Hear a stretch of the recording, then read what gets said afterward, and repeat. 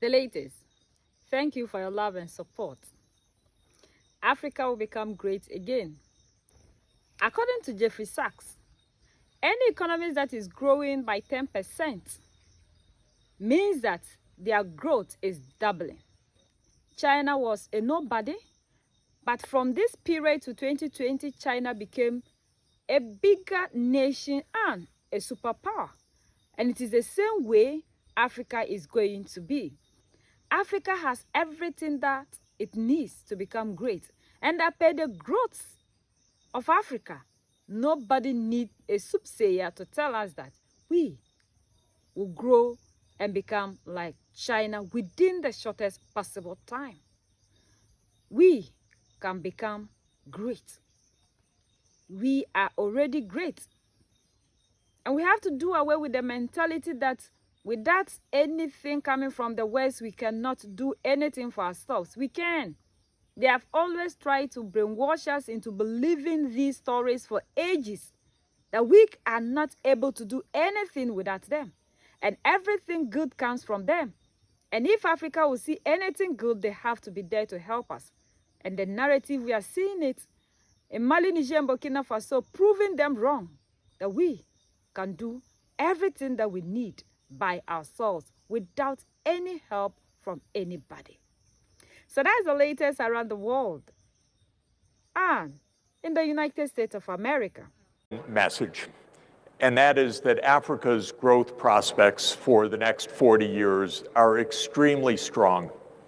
Africa could achieve during the next 40-year period essentially what China achieved during the period from 1980 to 2020. China, as you know, achieved economic growth averaging around 10% per year economic growth. Phenomenal. When anything grows at 10% per period or per year, it means that it doubles in 7 years. So China achieved that growth over 40 years. That means it was doubling essentially in economic size every 7 years. And in a 40-year period, that is 5 doublings, 35 years plus. So if you double 5 times, that's 2 times 2 times 2 times 2 times 2, that's a 32-time increase of output. China achieved about a 35-time increase of output from 1980 to 2020. And it went from a country of 1.4 billion people that was very poor in 1980 to either the second or the first largest economy in the world today, depending on how you measure things. If you measure the economy at what we call market prices, then China's number 2. If you measure the economy at what we call international prices, so a common set of prices for each sector, comparing the US and China, then China's the largest economy in the world. And China went from being a low-income country to a high-income country in a period of just over 40 years. My view is that this is possible for Africa and that this should be the aim. And it's actually quite convenient to speak about it now in 2023 because 40 years brings us to 2063, which of course is the birth of a unity of Africa, the Organization of African Unity, which in this great city, in this country, was founded in 1963. And all of Africa's aspirations are dated to the year 2063. I like that because it gives us a 40-year lead time. And development is a long-term process. It's not a short-term process. And if we take a 40-year lead time and consider Africa's starting point today, we should aim for nothing less than 8 to 10% per year compound economic growth over the next 40 years, so that African poverty will be a thing of the past, and Africa will be solidly a middle-income region of the world, and many parts of Africa high income in the world by 2063. And I want to explain why that is feasible, and as the title of the talk about finance suggests, why finance is so essential to achieving that objective. But the basic point is that economic development is a very high return activity if you do it right, and if you're lucky to avoid wars and calamities. So you have to stay peaceful. This is critical. And if the neighbors are getting along with each other, this is critical, because economic development depends on a peaceful region, in this case, a peaceful African continent, and an African continent that is in good relations with other parts of the world. That is for sure. But if that geopolitical environment can be achieved, and why not, then the economic side of the story is rather favorable. And the reason it's favorable is that if you do what I do for a living, which is Excel spreadsheets basically, and ask what are reasonable scenarios based on economic modeling and economic history for the kind of growth that can be achieved, what you find is that the returns to economic development of a poor region are just about the highest returns on investment of anything in the world.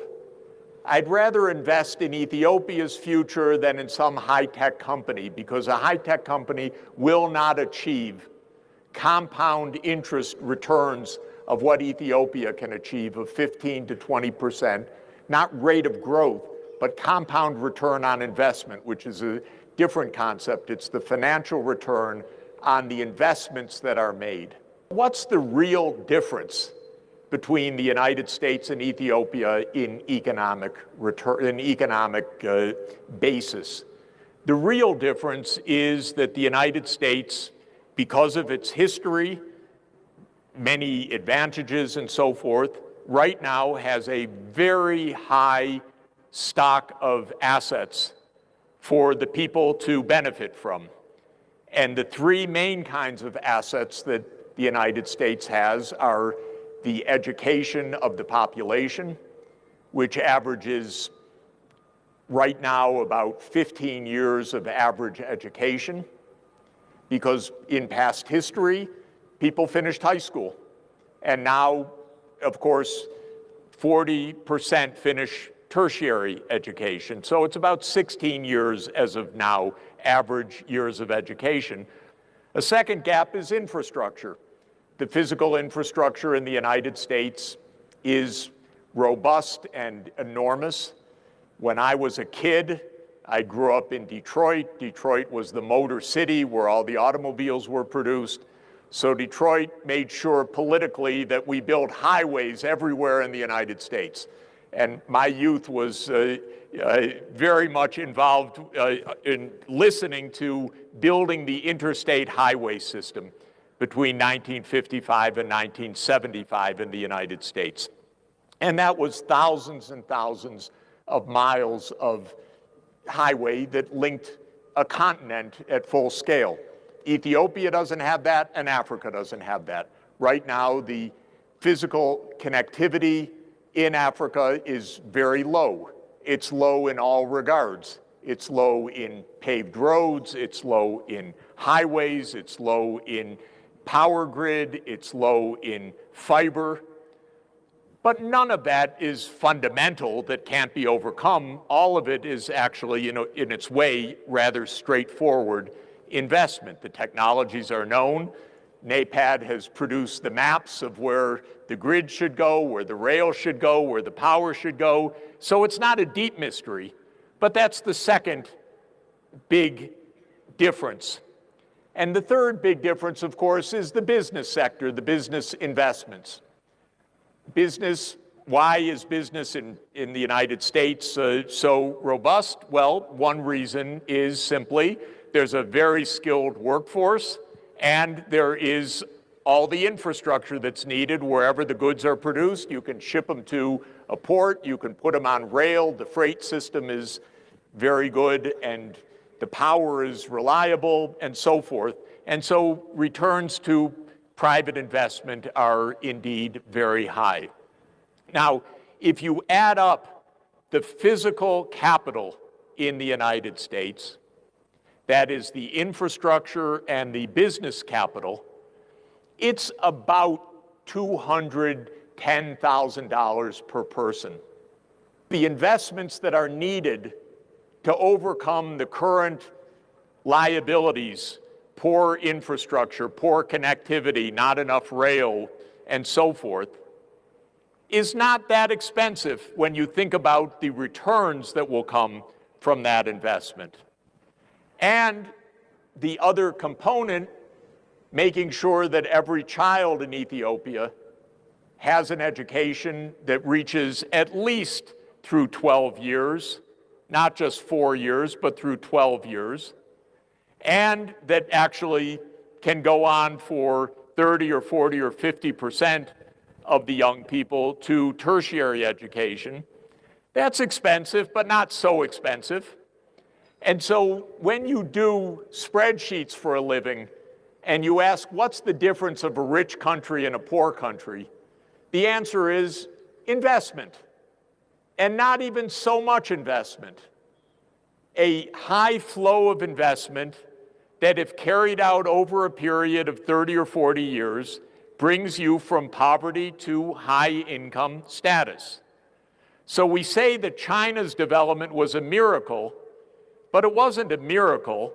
It was very good economic planning, combined with good market forces, combined with a very strong focus on education over a period of 40 years. So China was able to fill in all the gaps. They built tens of thousands of kilometers of fast rail, tens of thousands of kilometers of highway, thousands of kilometers of power grid that connected China into a single power pool. They put all the kids in school, and the Chinese tiger mothers insisted you will get at least 12 years of education, if not 16 years. You're our child, you're going to get educated. And so all of these pieces were put together, and the result is what I, as a development economist, love to see, which is this success during my career